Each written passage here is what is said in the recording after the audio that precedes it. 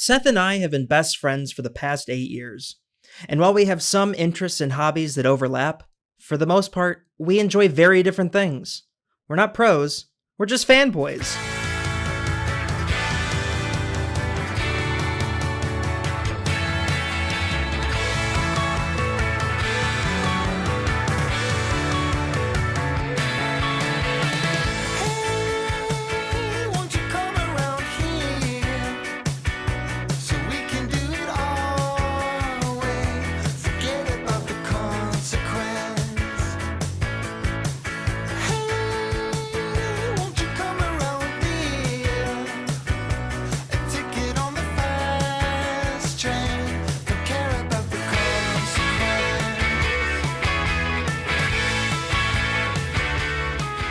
Welcome to the Lonely Fanboys, the podcast where we catch you up on what we care about. I'm Joe. I'm Seth. And Seth, Yes? we did it. Today's the day. At the time of recording this episode, it is a 420. 2020. 420. 420, 2020. What's up? So, Joe. What? Yeah? What? It's like almost 5 o'clock. No! Oh, we missed it! We can only... we missed our chance to do it once. Oh, no, the once a year. a witch cursed us. We can only no. smoke weed once a year. Well, we'll since get we them can't... next time. Since we don't have that to do now, let's just kick it off with what we can do. What can we do? We can ask a few questions for each other. How many questions, Joe? Let's see. I got 5. I got 5 questions. You got 5 of them. Wow. I got 5 questions. So every week we like to kick off the podcast with our 5 questions. Those questions are: what are you watching? What are you reading? What are you listening to? What are you playing? And of course, for every great podcast, we need a visual representation. Yes. What are you wearing? Absolutely. So, Joe, I got a question for you. Uh-oh. What are you watching?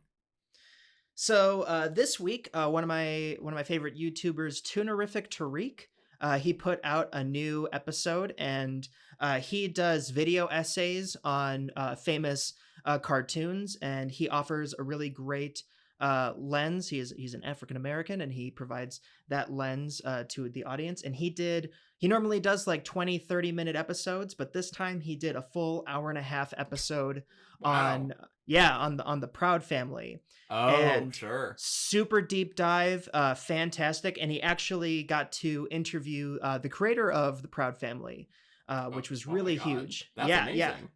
Yeah, I've been following this Tunerific Tariq for a while, and this past year he's kind of blown up, and so it's really exciting to see him, be able to interview his idols and things like that.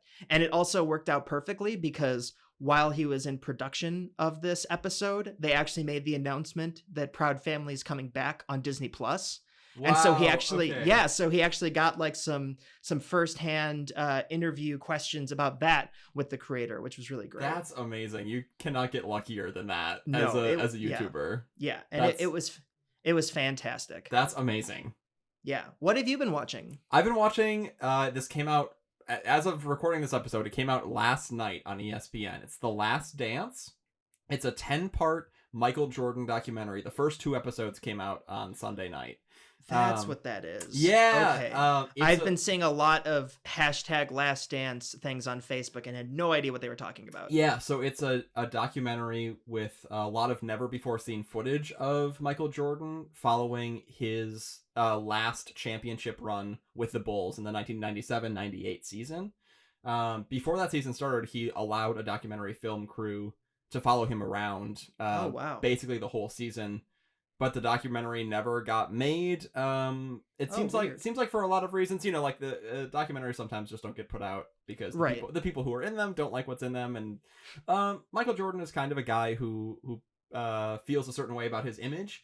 But he's finally at a place in his career where he's like comfortable with people seeing him, sort of just in his locker room, in his personal private spaces. It's like the documentary goes like right into the locker room and into these like coaching sessions and right into the games and like into the heat of the moment.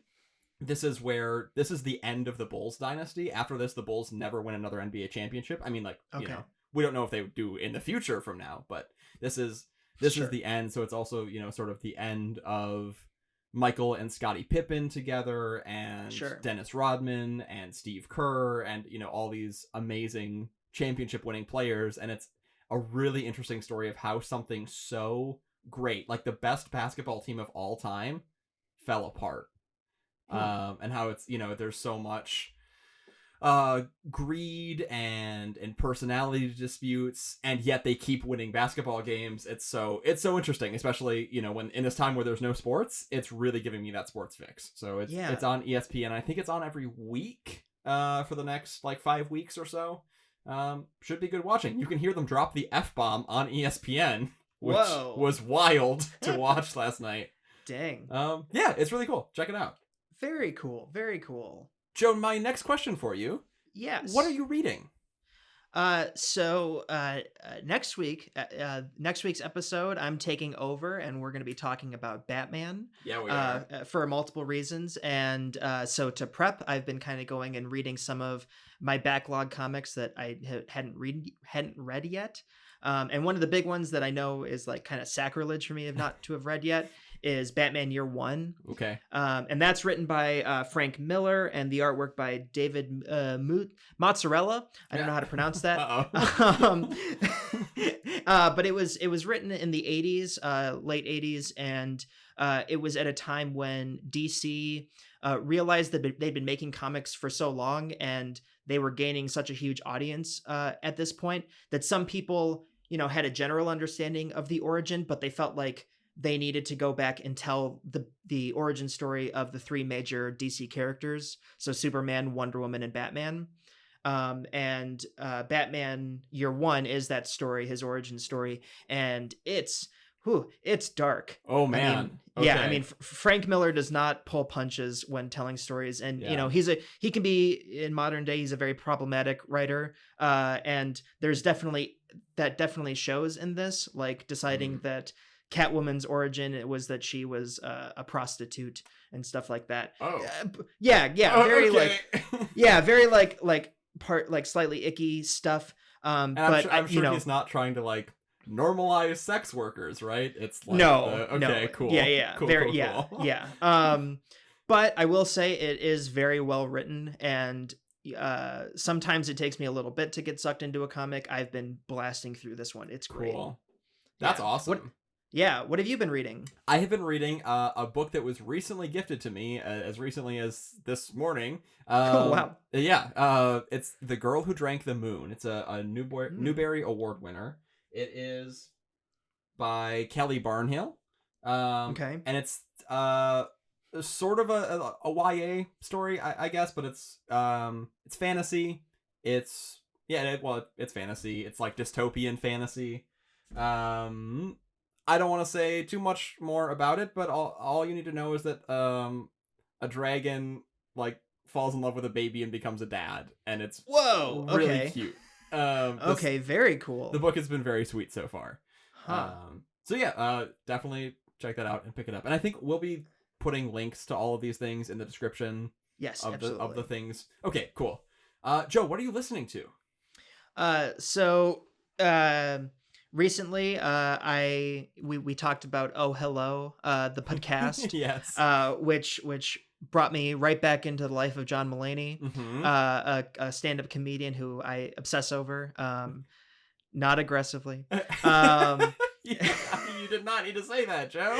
Yep. But anyways, so I went back and I watched the episode he did with Documentary Now. It's a parody show where they recreate really famous documentaries but make fun of them the whole time. The show is Bill Hader and Fred Armisen's baby, and it's the newest season. They brought in a lot of talent for it, a lot of big actors, and they did an episode where they parodied this live recording, a documentary on Company, the musical by Stephen Sondheim. Yeah.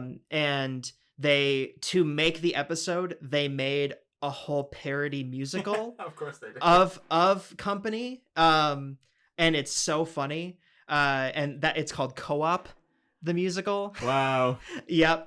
And yeah, after watching the episode, first we went and watched, Anna and I went and watched the original documentary that it's based off of. Okay. And seeing a young, sassy Stephen Sondheim was so funny because he's just got like this was his first like big break, but he's got such an ego about it. It's so funny. But yeah, and so we watched the parody, the co-op, and then this morning I found out that they have the whole musical on Spotify. Wow. And so I went through that and I listened to all of it, and it's so funny. That's it's amazing. so funny. Yes, I highly recommend it. So Seth, well, what have you been listening to? So I've been listening to another podcast. It's in the McElroy family of podcasts. It's Justin and Griffin. They have a video game podcast with two of their friends, Russ and Chris. It's called The Besties. It's on Spotify. It's a Spotify exclusive podcast. We could only be so lucky. But it's a video game book club where once every week they pick a video game to play or something video game related, like they did the Sonic the Hedgehog movie. And they spend 45 minutes discussing it, talking about how it could be better, how it could be worse, and then it's all framed inside of this ongoing debate of what the game of the year is. And very cool. When they get to the end of the year, they'll have a big like March Madness style bracket where they'll put all the games into it and duke it out and debate it until they figure out what their game of the year is. That's so great. Yeah, but it's really cool because they used to just do the debate part of the podcast, and they do it like every month or something. But they would inevitably be talking about games that like I didn't know about or that people like hadn't played. So this is nice because every week you just get to follow along with these games, and then when the games show up in the big tournament at the end, you can be like, oh yeah, I remember the whole episode they spent talking about that. I feel very knowledgeable about this game. So you feel like you can sort of play along with the big debate that they do at the end of the year. Highly recommend the podcast. That's so cool. Yeah. Speaking of video games, Joe. Yeah. What are you playing? So the whole reason I wanted to do a Batman episode next week is I was going through my backlog of video games, things that I had downloaded a while ago and just never touched. And one of them was Batman Arkham Knight. Cool. And I played the first two, Arkham Asylum and Arkham City, and absolutely loved them. They're two of my favorite games. They hold a dear place in my heart. And when the sequel, the third game in that series, Arkham Origins, came out, I was still in high school, and I really didn't like the game, primarily because they got rid of Mark Hamill as the Joker. Oh, yeah, which was kind of a bummer. It's because it's a prequel story, and they wanted a younger voice. But they still kept the same Batman, so that was confusing. Anyways, so I didn't really like that game, and so when the sequel to that came out, I had completely given up on the series, and I just assumed it wasn't good. And then recently, I heard Spawn Wave, a YouTuber who does video game critiques. He talked about Arkham Knight and how it's like a pickup, and everyone should play it. And so I picked it up, and sure enough, it is so good. It is so good. Wow. Okay. Yeah. Primarily because it's not really a spoiler. Go for it. Okay. So for any of you who don't know, in Arkham City, a game that came out like 10-ish years ago, in the end of it, Joker actually dies, which was like a big deal. Right. Yeah, but you come to find out in Arkham Knight, before he died, he infected Batman with this serum to give him the same illness that Joker had, in the hopes that Batman would save both of them in the process. Yeah, in the end, Batman doesn't get to him in time to save him, but he does think he saves himself. But in Arkham Knight, you come to find that while it helped him physically, it didn't help him mentally. Now Batman hallucinates Joker everywhere he goes, and Joker is slowly consuming all of his consciousness and trying to take over. Whoa. And so there's that element mixed with the fact that this new game tackles some of my favorite comics. They recreate scenes from Killing Joke, A Death in the Family. They go into a lot of the Robin lore, which I've talked about in the past, Mm-hmm. which was very exciting for me. And so I got so excited about Batman, I remembered how much I love Batman. And so I really want to talk about it next week, which I'm very excited about. I'm so excited to talk about it with you next week. This is Yes. a thing that this was, I think, one of the first things that I knew about you when we became friends was that I think like, so too. This guy's a huge Batman fan. Yeah, I think you came over to my house, and the first thing I did was showed off my Batman collection, which was extremely impressive for somebody who was 15. Like, you know, it's very good. Thank you. Next week's episode will be an extremely good episode. This one's good too. Don't turn it off. It absolutely will be. But next week's is the killer. Yes. So Seth, what have you been playing? So I've been playing another one of my birthday presents. Can you tell I had a birthday recently? I Yes. feel very spoiled. But You one of my friends got for me. It was on sale on the Switch store. I'm not sure that it still is. It isn't. I tried to pick it up yesterday. Shoot. Yeah. That's disappointing. Well, it's Yeah. it's still a very good game. It's Unravel 2. It's made by EA, so Yeah. it's a AAA studio making just like a cute little platformer. You play as a pair of little yarn creatures who are tied together. And they can tie themselves together and become one yarn creature. So if you're playing single player, that's how you play most of the time. You're just like, one little creature like walking around doing the platforming. But they can split off into two, and you can play that with two people, or you can do it by yourself, and then you switch between controlling the two of them. And that's what makes this platformer unique compared to other platformers, is that you do a lot of really cool tricks where you'll be on a ledge, and you'll split off into two, and then one of the little creatures will hold the yarn while the other like rappels down the yarn and then like swings back and forth and swings underneath the ledge to get up on top of something else. So there's a lot of really interesting and challenging puzzle solving and some cool physics. The art style is really neat. I can't say enough good things about the game. I have not finished it. It's not much for story, so if you're somebody who really needs a lot of lore in your game, this is not for you. But it's really cute and sweet. It bends your brain in a nice way without being too overly challenging. I remember when that game was announced at E3, and the creator, it's produced by EA, but it is still an indie title because an indie company, a subsidiary of EA, produced it or created the game.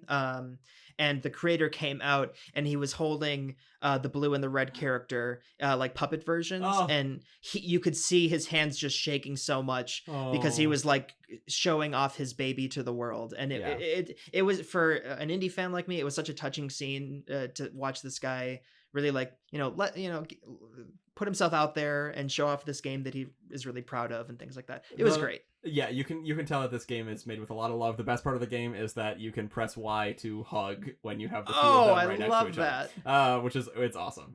There's so many cute little touches to it. Okay, Joe, the most important question of these 5 questions: what on earth are you wearing? Okay. I am wearing a pink button-up shirt with a woodpecker on it. It's a bunch of little woodpeckers. I really like this shirt. And to accompany it, I have a blue shirt. I'm really enjoying the pink and blue combo. Nice. That is a good combo. Thank you. I like that a lot. Thank you. What are you wearing? What? What are you wearing? You're just gonna ask me just like that?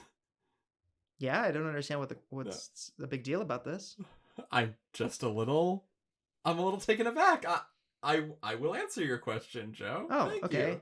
I mean, I just want to know, what are you wearing? Damn it. I shouldn't have said anything.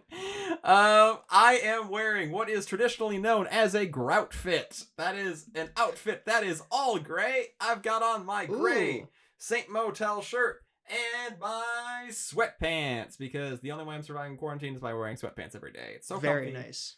Perfect for taking a nap in. Saint Motel is one of my favorite bands. I got to see them in concert right before this whole thing went down, which I feel very lucky to have been able to do. It's a great show. They're an awesome band. Check them out. They're on Spotify. They're on Apple Music. They're everywhere. I don't know why I'm promoting them. Joe, we need to make our own money.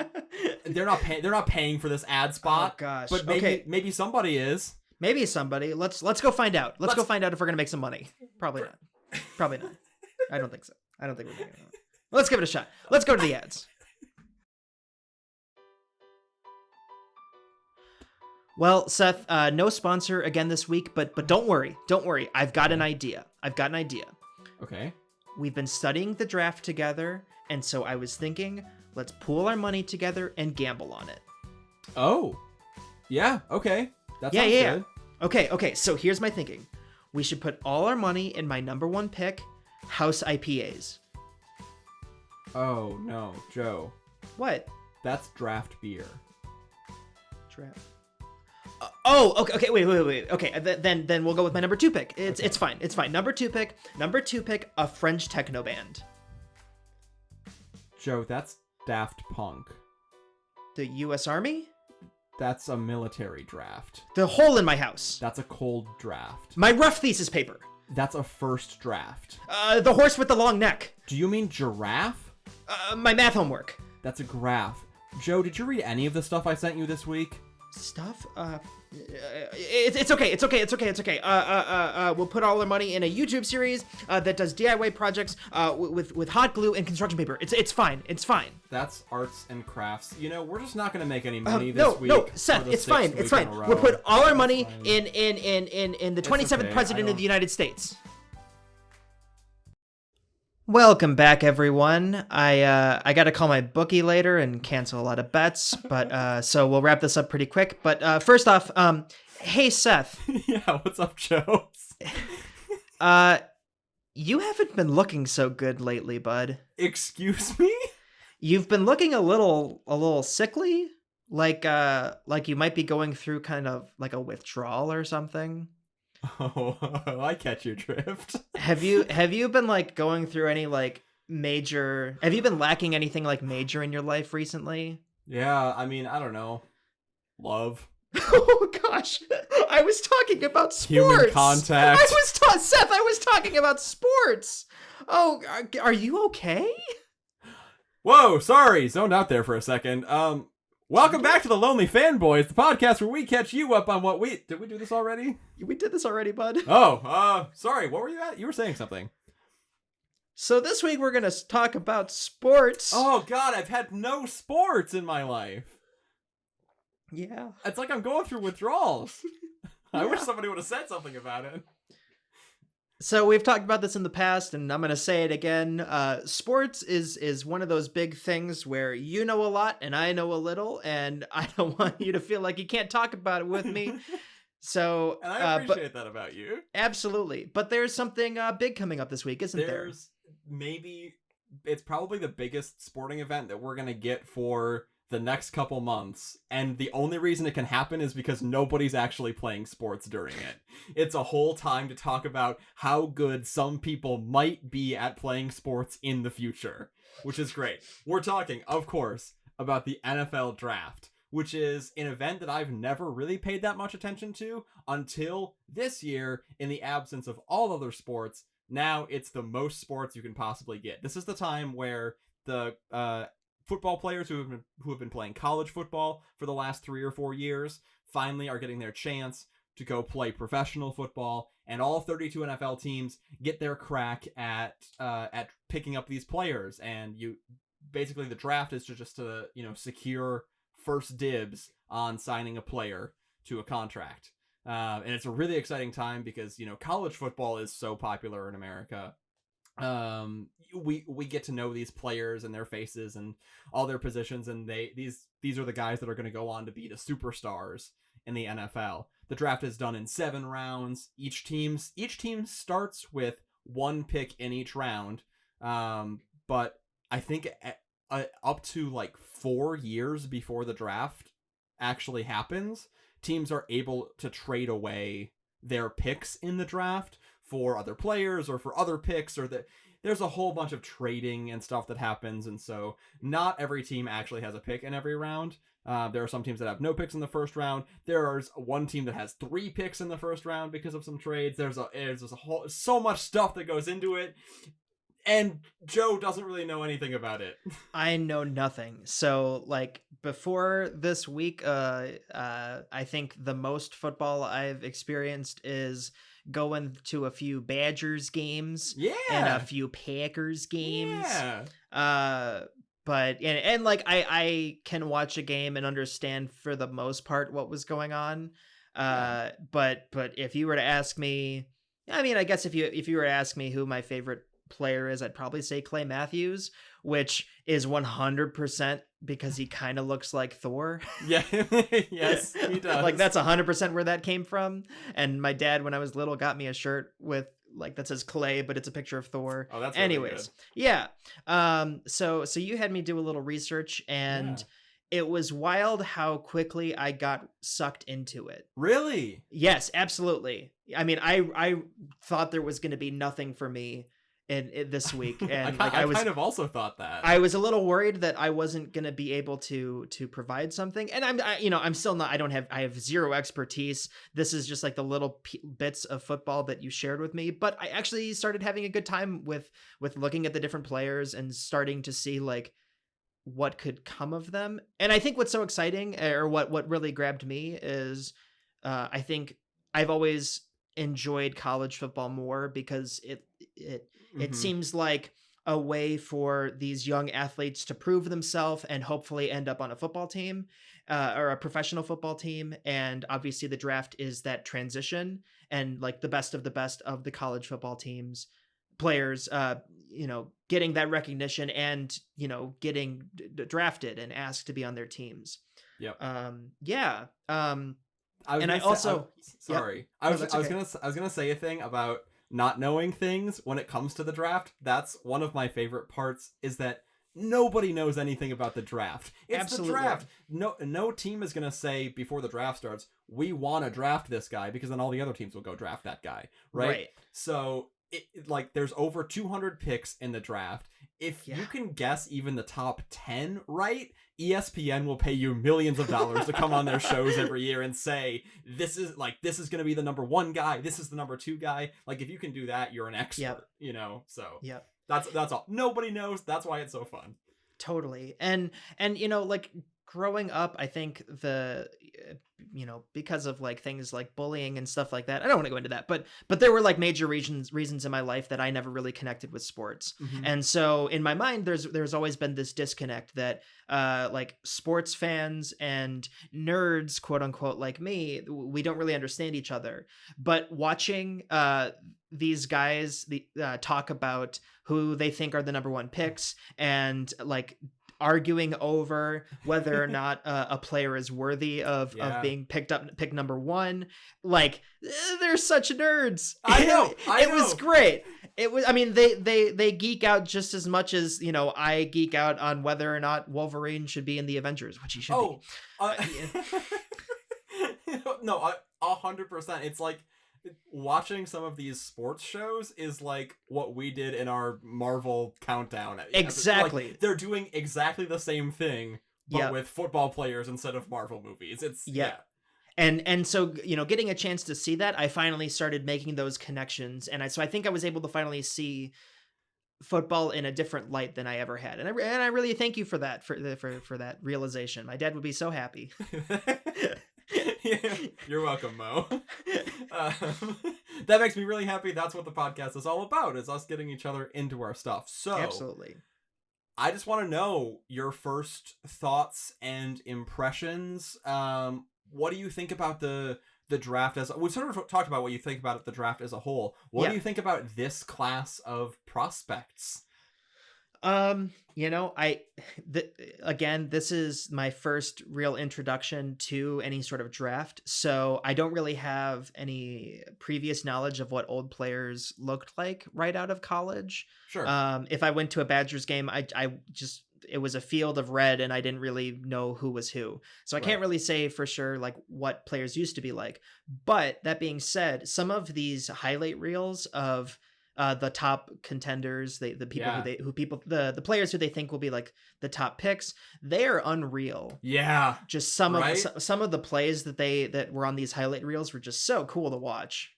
And I think that's a lot of what goes into this for me, is like watching those highlights and then saying like, well, if that guy can do it, like I know he's only doing it in college, but like if you can do that with your body, like you can do that in the NFL. Right?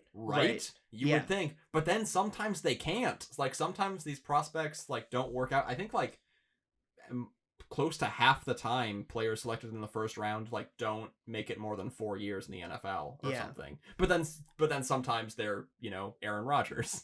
Right, exactly. And that's something that I was kind of thinking about, like, watching these players, and they're talking about drafting them and bringing them into their teams. And I don't know if this is a new thing, or if this season people are really in need of quarterbacks, but I noticed them saying a lot that they need a quarterback. Yeah.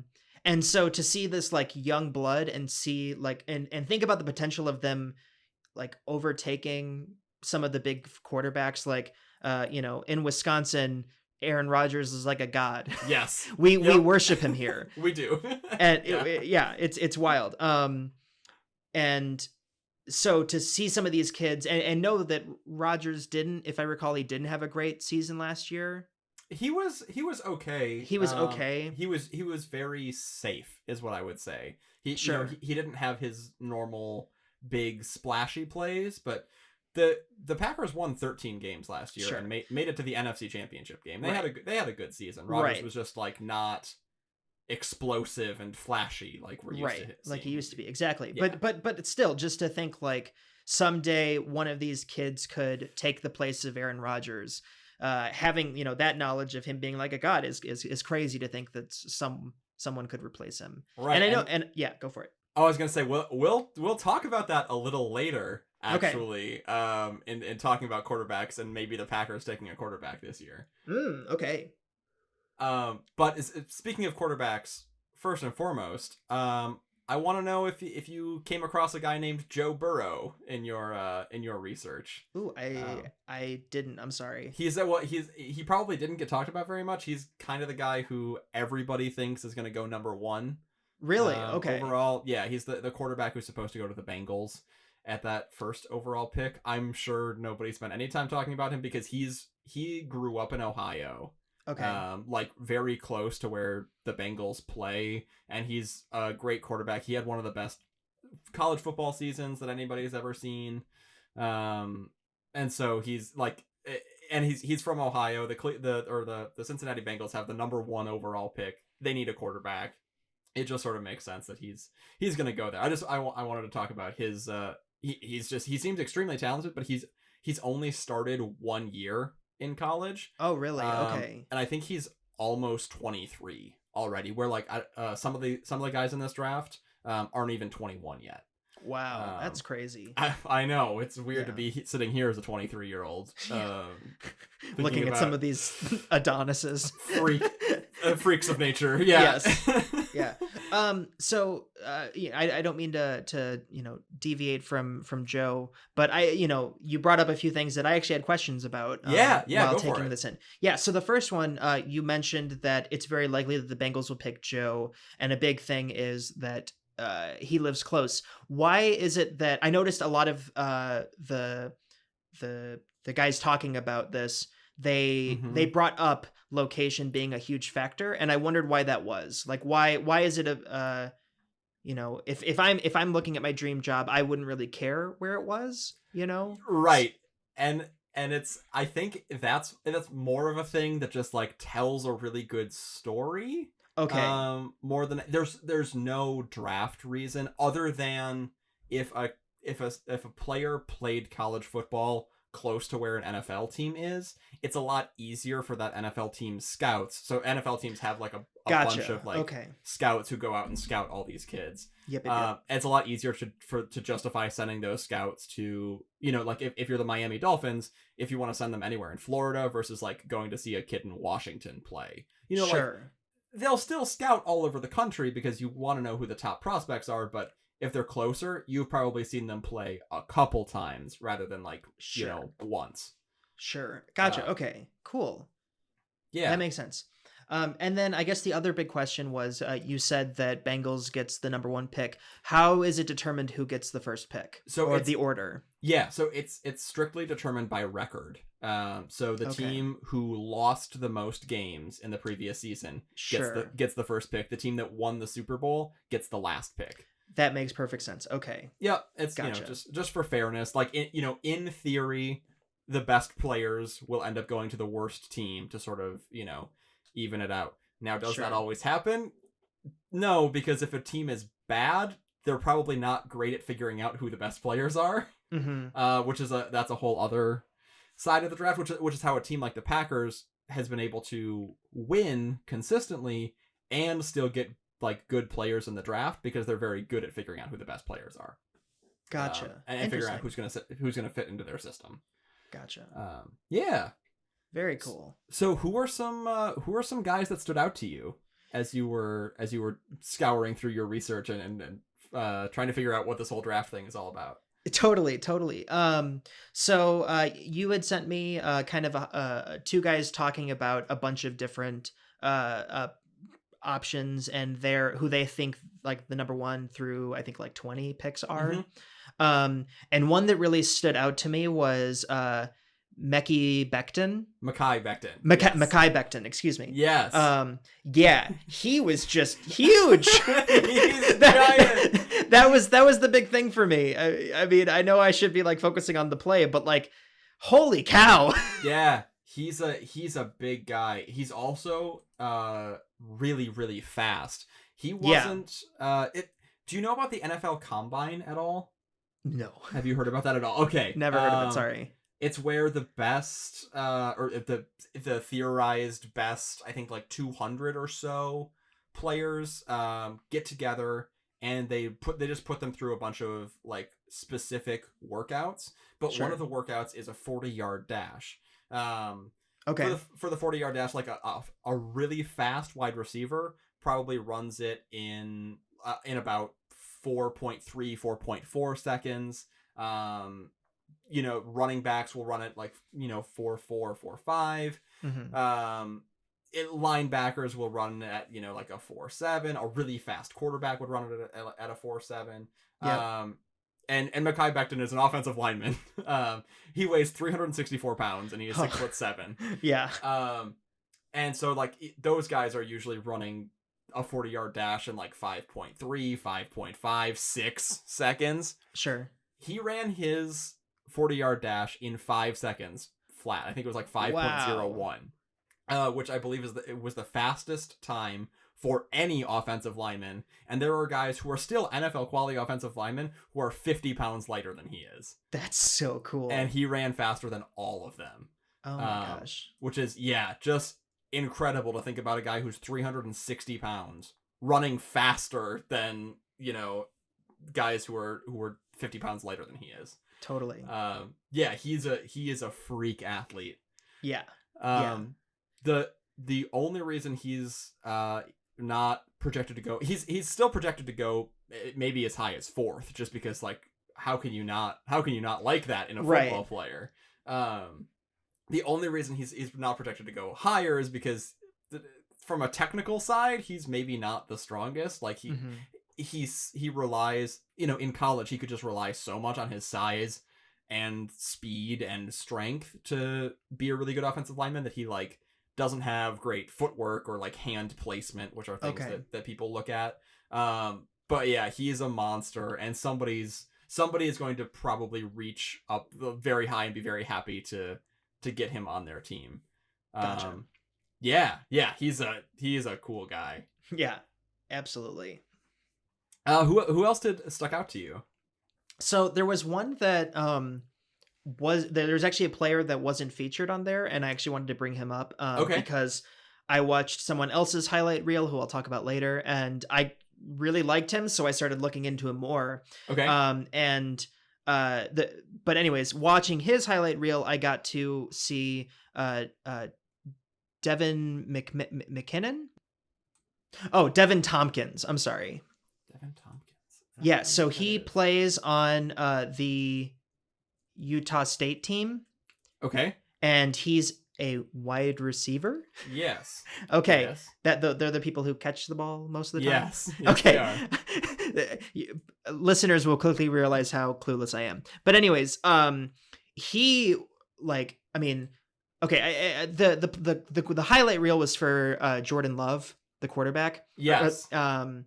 And Devin Tompkins was catching everything in the reel and like killing it and catching these really long catches. And for me, that was so cool to watch. And I know that's not all of football, but Yeah. it was so fun to watch him, and I don't understand why he isn't even featured on here. So yeah, so there is a reason for it. It's not anything to do with his talent. It's that he's too young. Okay. So he is only a sophomore, or he was only a sophomore this year, Gotcha. and only juniors and seniors in college are Okay. allowed to declare for the draft, because the NFL wants players to try to finish their college degrees before they go pro. That makes sense. That makes sense. Sometimes guys do, sometimes guys don't. But Yeah. Yeah. You had mentioned that's the earlier. idea. Yeah. You had mentioned earlier that some of these players get drafted really young, and so I wasn't sure if their placement in school mattered, which is why I gravitated toward Devin McKinnon. Yeah, so, some of these guys just were juniors this year and were able to go to school earlier, or or just have like summer birthdays. Yeah. And so they just happen to be younger at this point. Yeah, that makes perfect sense. So speaking of which, that brings me back to the player I loved watching the most, and that was Jordan Love. Okay, interesting. Yeah. What did you like about Jordan Love? Other than his name, which I think he has a great name. Yes, I do love his name. But I don't know, he just had this intenseness every time I watched him, throw the ball, and he got the distance, he had precision. I mean, we're watching the highlight reel, which is in theory like his best stuff, but it was so impressive watching just specifically the precision. Like, he was throwing these 20, 30 yard throws and getting them right to the player, and it looked so flawless. Yeah. Yeah. Jordan Love is a guy that a lot of people are really high on for this draft. He is the 4th ranked quarterback in this draft. Okay. And the reasons for that are just sort of have to do with the way that that college football works. It also has to do with the fact that he threw more interceptions this year than he should have. Okay. But that's maybe also explained away by the fact that he had a coaching change this year, and so it was just like an offense he wasn't used to, and it was a kind of a bad coach. Everybody kind of agrees he had a bad coach this year, and he used to have a great coach. Okay. But no, he's extremely talented. The reason teams are afraid to pick him is because he played at Utah State, which is not necessarily known for being a strong football school. Sure. And they don't play against a lot of other like good football schools. Okay. Where like Joe Burrow went to LSU, Louisiana State University, which plays against Alabama and Georgia and South Carolina and Florida every year, which are like big powerhouse schools. And Tua, the guy who's the second quarterback in the draft, he went to Alabama, and so he played LSU, and so so the thing with Jordan Love is that like he looks amazing in those highlights, but you sort of have to question like what level of defense is playing against him. Sure. That makes like sense. Yeah. Like, how hard is it to do what he's doing? It's sort of that thing that I talked about at the beginning of, you watch a guy do things in college and you're like, okay, he can physically do that. Mm-hmm. He should be able to do that at the next level, right? Yeah. Like, you assume. But the NFL game is faster and guys are stronger. Everybody who plays in the NFL was the best at their position in college. Yeah. Right? Like, and they were a star of some sort in college, probably. Right. And so I think that's why people are just a little hesitant on Jordan Love. He has the best arm in the draft, probably. I don't, maybe people would argue Joe Burrow has the best arm. I don't know. I'm not a scout. But like, if you were going to draft people just based on their highlights, you would draft Jordan Love first. Yeah. Like, he looks incredible. I'm really happy that jumped out to you, that like you, even as like a not football person, were like, man, this guy's good. Yeah. Well, I mean, it's being someone who like sucks at throwing a football, it's really like almost mesmerizing to see someone do it so flawlessly. And there was one clip that in particular in his highlight reel where a dude was running at him full speed and he was like running away from the guy and then threw it. Yeah. And it was so like, again, flawless. Like he, like if someone was running at me and I was running away and trying to like focus on 5 players to throw the ball to, I would have no Right. clue. But that's why I don't that's why I don't play football in college. But seeing him do it so well was just so impressive. Yeah, no, he's a super impressive guy. There's a chance. We can talk about this right now. There's some people who think the Packers are going to draft him. Oh, cool. In the first round this year. That'd be great. sort of as Aaron Rodgers' replacement. Aaron Rodgers still has at least 3 years left to play. Yeah, absolutely. Like, you know, God willing, he doesn't get hurt. Yeah, he's got some time left, and so, you know, it's the question of like, do you want to spend your first round draft pick on a player who's not going to play for 3 years, you know, who's going to sit behind Aaron Rodgers, but also Aaron Rodgers sat behind Brett Favre, so right, you know, it wouldn't be the worst thing for the Packers to get Jordan Love, or to at least like pick up a quarterback this year, because Rodgers is getting old. And he's already been hurt a couple times. Yep. I think and you know, and like I said, some other teams aren't very keen on picking up Jordan Love. So I think, you know, sort of as the picks go by and the rounds go on, you know, thinking about the second or the third round of the draft, that's a place where if Jordan Love is there, I think the Packers have to take him. Sure. Because, you know, the Packers don't need a starting quarterback this year like some of these teams do. But they could definitely use a backup quarterback, and he would be a good one. So that kind of segues nicely into another question that I had. Yeah. So there's several rounds of drafting. Yes. How often is it that like the person who's projected to be picked a little higher up, like maybe Jordan Love, how often is it that he ends up in the second or third round of the draft? Oh, it really depends. See, this is the thing that nobody knows. Anybody who tells you that they know exactly how the draft is going to go doesn't know what they're talking about. It happens every year to at least a couple players who think they're going to get picked way higher than they end up getting picked. Aaron Rodgers was supposed to get picked first overall, and the Packers ended up picking him at 25th. You know, so and that, you know, that just sometimes happens.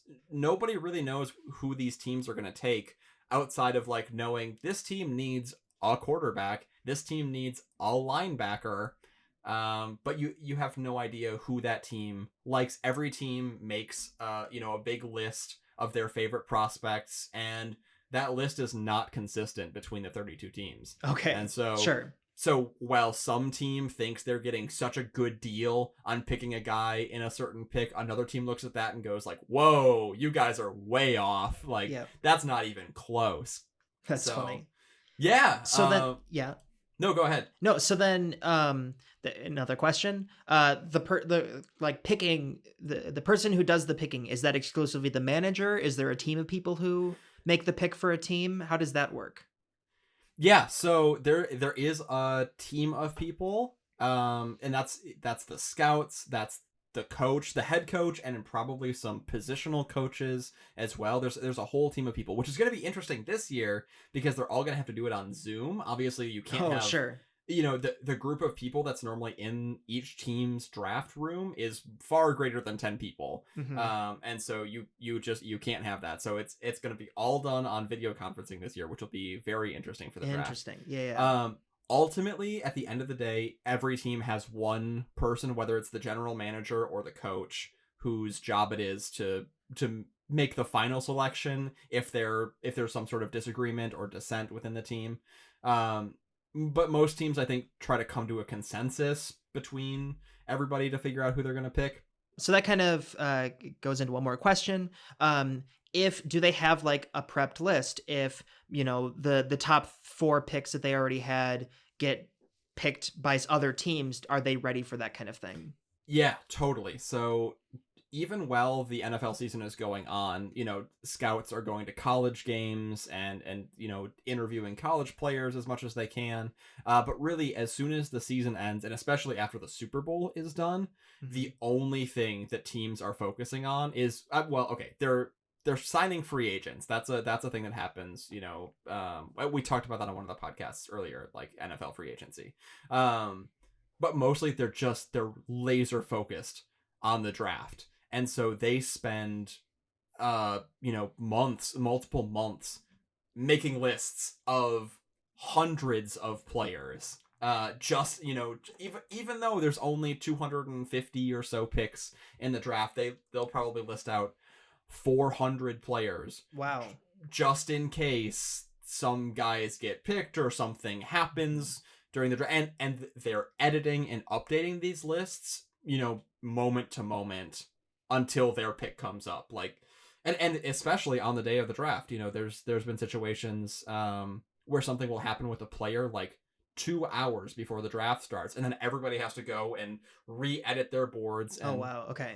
One of the things they're also trying to do, which is actually, it's funny, it's kind of like Magic the Gathering drafting a little bit, is they're trying to figure out what the other teams are going to do. Sure. So that they can be prepared. So like, they say like, okay, we're picking here in the first round, and then we're picking here in the second round.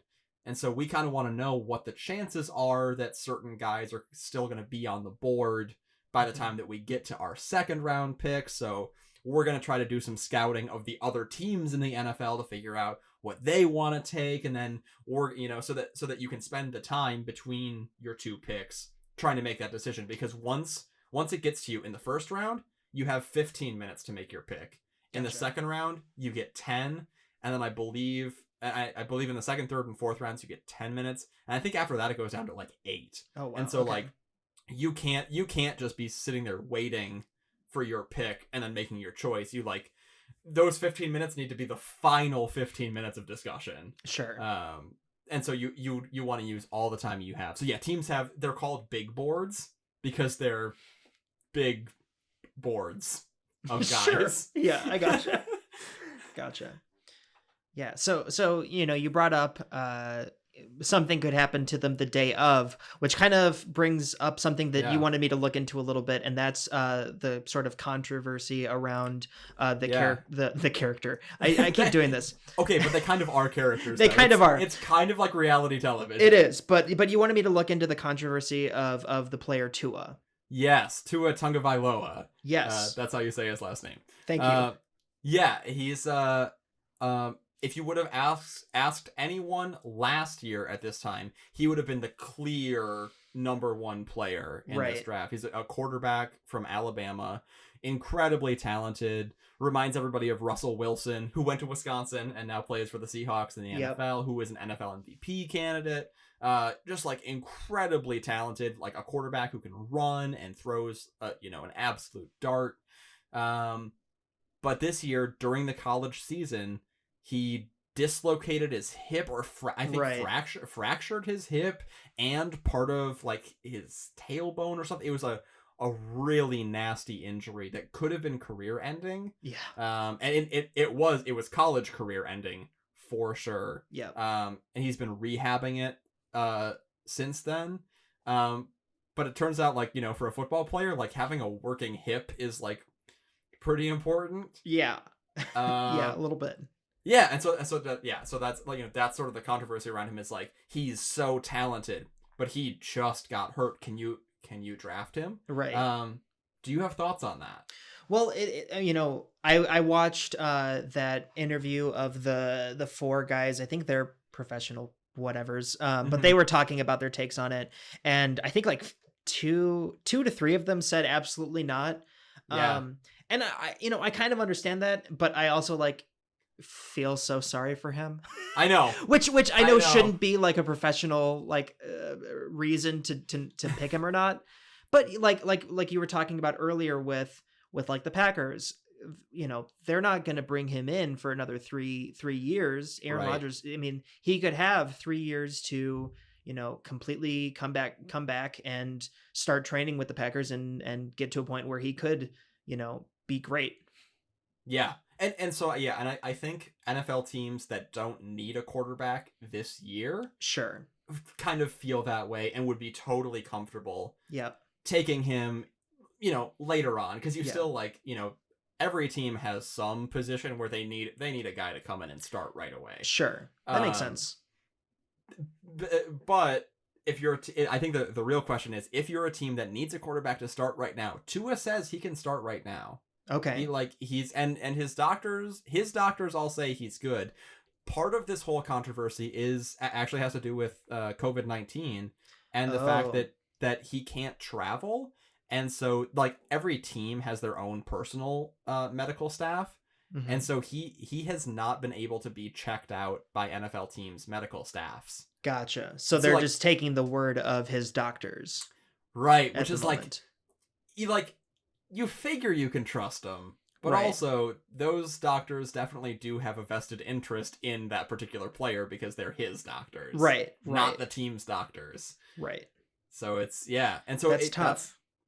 So like, and especially like if you're a team that needs a quarterback. If you're a team that needs a quarterback, you did not have a good season last year, right? Because you really can't win without a good quarterback. Yeah. And so what do you do? Right. So then my guess is he probably, like, my personal opinion, being the new professional predictor I am. Yeah. I feel like he might move down a little lower, but I feel like anyone would be stupid not to pick him. Right. So like, I don't think he's going to be like a number 1 pick anymore, but he's not. Yeah. Right. But I feel like, as he, you go lower and lower down the first round of drafts, I feel like people would be stupid not to pick him. Yep. Yeah. I think that's smart. That's kind of what we've been seeing in the last couple days, is that so at number 1 is a team that needs a quarterback. Then at 2, 3, 4 are teams that don't need a quarterback. And then at 5 and 6 are 2 more teams that need a quarterback. Right. And everybody was like, he's going to go at 5. He's going to go at 5. Maybe that team will even trade up to 3, or maybe some other team or the team at 6 will trade up to 3 so they can get ahead of the team that's at 5. Yeah. So hold on really quick. What is trading up? Oh, sure. Okay. So you are allowed. So you have your assigned pick, right? Yep. But you're allowed to trade your pick or your players or whatever your team has. You're allowed to trade all that stuff with other teams to get their draft pick. So if you have the number 5 pick in the draft, but you want the number 3 pick in the draft, you can trade with the team that has the number 3 pick in the draft. And so you. But what are you trading? That's not quite clicking with me. You're trading the draft picks. So in this situation, the Detroit Lions have the number 3 draft pick. Sure. And the Miami Dolphins have the number 5 draft pick. So the Dolphins would call up the Detroit Lions, and the Dolphins also have the number 18 and the number 26 draft pick from some other trades with some other teams. Gotcha. Okay. So the Dolphins would call the Lions and say, "Hey, you can have the number 5 pick, the number 18 pick, and the number 26 pick. All you have to do is give us the number 3 pick." Okay, so they're sacrificing multiple picks for one pick. Okay, for a higher up pick. That makes sense. Yep. Okay, cool. Thank you. Exactly. Yep. So that there was speculation that they would do that. Now it kind of looks like the Dolphins, who are at number 5, are going to take another quarterback, which could be Justin Herbert or Jordan Love. Mm-hmm.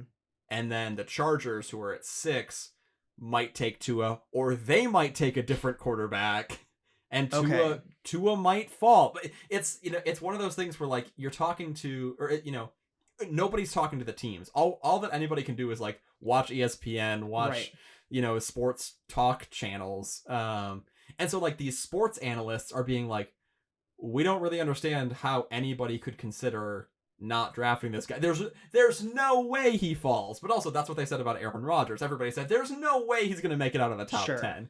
Okay, top 15. And then it was like a 25. Okay, whatever. So nobody knows. He could fall. The Bengals could also surprise the world and pick him number 1 if they, know, because he really does have like probably the best talent in the draft, but he's hurt. Any other guys you want to talk about real quick who jumped out to you? I had a lot of fun watching Patrick Queen. Yeah. He was just going for it in his highlight reel. It was really fun watching him just like dive at people and take them down. I thought he was fantastic. He's a special player. He played in the national championship game, which his team won. Okay. And he had some huge plays in that, which is the thing I really like about him. Yeah. That he played in like clutch situations and he came up really big. Yep. He's the guy that I really hope the Packers get to take. Okay. The Packers really need a linebacker. Okay. And he seems like an amazing one. He's so fast and ferocious. Yep. And like really, he's just like wherever the football is, that's he's where so he fast. is too. Yes, absolutely. It was crazy. Just like there was one part where he like, it's hard to talk about this when I don't really know how to talk about it. But like he dove at someone and just took him down immediately, and just like that power was so cool. It just unreal. Yeah. He's special. And he looks like an NFL player, right? Yep. Like he looks absolutely. Like he would, yeah. Yeah. So that all this kind of makes me curious. Who do you think would be your number one pick? My number one pick. So I think if I'm the Cincinnati Bengals, I'm gonna take Joe Burrow, and I think that makes sense because they need a quarterback. Sure. The player who I think is the best overall talent in the draft, though, is a guy named Chase Young. Okay. I'm not sure if you ended up looking into him at all. It's possible. I didn't note him down. I'm sorry. He's an edge rusher, a defensive end. Okay. From Ohio State, and so he played against the Badgers a lot this year, and he was very good against the Badgers. Which was very sad for Badgers fans.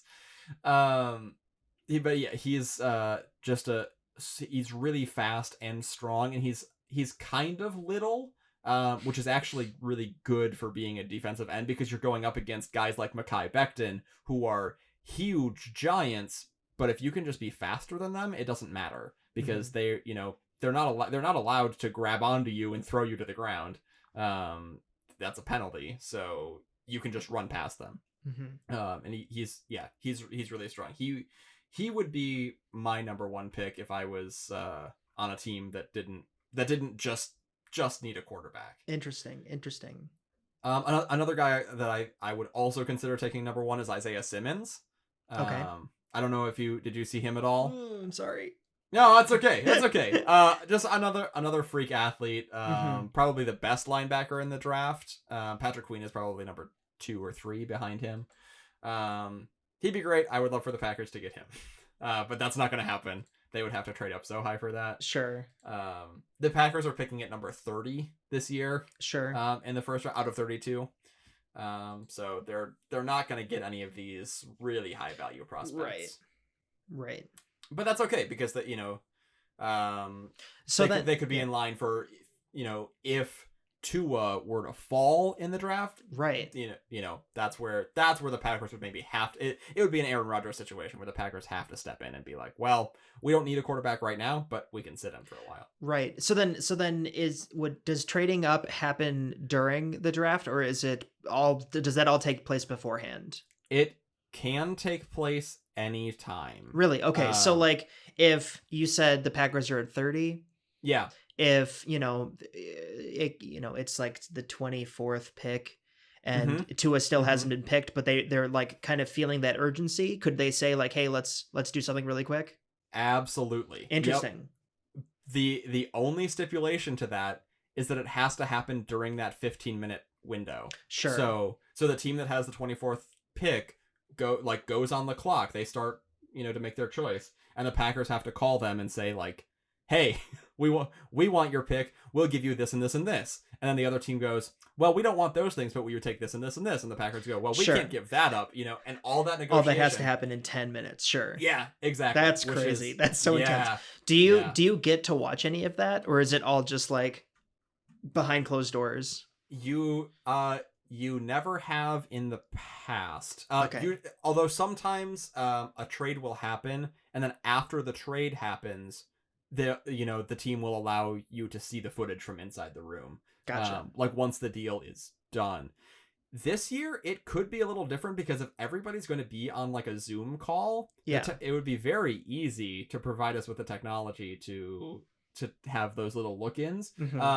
teams wouldn't want it to happen live though, just because like Right. you wouldn't want to be broadcasting all of your secret negotiations Right. to the other teams Right. while they're happening. But I think this year we'll probably get a lot more sort of inside the room footage of how all these deals get done and what happens and what gets offered and what gets taken away. And That's exciting.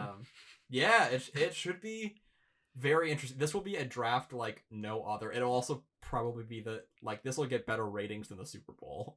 Sure. I'm Sure. sure. Just because everyone is so sports hungry. Yeah, and you have basketball fans who don't have any basketball to watch, and hockey fans who don't have any hockey to watch. Yeah. Everybody's going to be converging on this at probably at least the first round just to check it out. The other thing about it is that it's airing on ESPN and ABC. Oh I wow, think. okay. In addition to the NFL Network, but it's on these normal cable channels that you don't have to pay extra for. Right. So it's super accessible to people. Yeah. And if you're a sports fan who has nothing to do, you'll turn it on just to feel something, to have something to hold on to. Have some little fix. Yeah, anything. Yeah. Really anything. Oh. Any final thoughts about the NFL draft? How it changed your relationship to sports? Are you gonna tune into the draft, Joe? I might. I'm gonna be driving during that time. But I might, check in with you and see how it's going. This might, I might get excited, and if Jordan Love gets picked up by someone, I might start following that team a little bit more. I don't know. Yeah, it really opened up my eyes to football in a way it hadn't before. So thank you. You're welcome, and I will be sure to text you wherever Mekhi Becton and Jordan Love go. Thank you. I will let you know. Excellent. And Patrick Queen. Yes. Are you going to watch Utah State's college football? I might. For Devin Tompkins? I might. Seriously. And his little touchdown dances are really fun. He was great. I don't know why he stood out to me so much, but he's just so cute. I love that. He's 5'7". Yeah. He's a little shorty. He's tiny, but he's just killing it. Yeah, he's great. Yeah. Well, thank you so much for talking to me about the NFL draft, Joe. Absolutely. Anything to help you out, bud. Thanks. I needed this so bad. Good. And next week you're gonna get your fix, a whole fill of your fix. I can't wait. Thank you all so much for listening. Next week, we're talking about Batman. You can email us your Batman-related thoughts or any other thoughts you might have to thelonelyfanboys@gmail.com. You can follow us on Twitter at TLF_pod. You can subscribe to our YouTube channel and ring the bell to be notified when we post new episodes. Thank you once again to Alight the Night for our theme song, Consequences. We are on Apple Podcasts. We are on Google Podcasts. We are not on Spotify, but you can still listen to the Besties Pod on Spotify. That's going to do it for us. Thank you so much, everyone. Don't worry. I figured it out. I'm going to put all my money into a bunch of sticks that float down a river. That's a raft, Joe. Good night, everyone.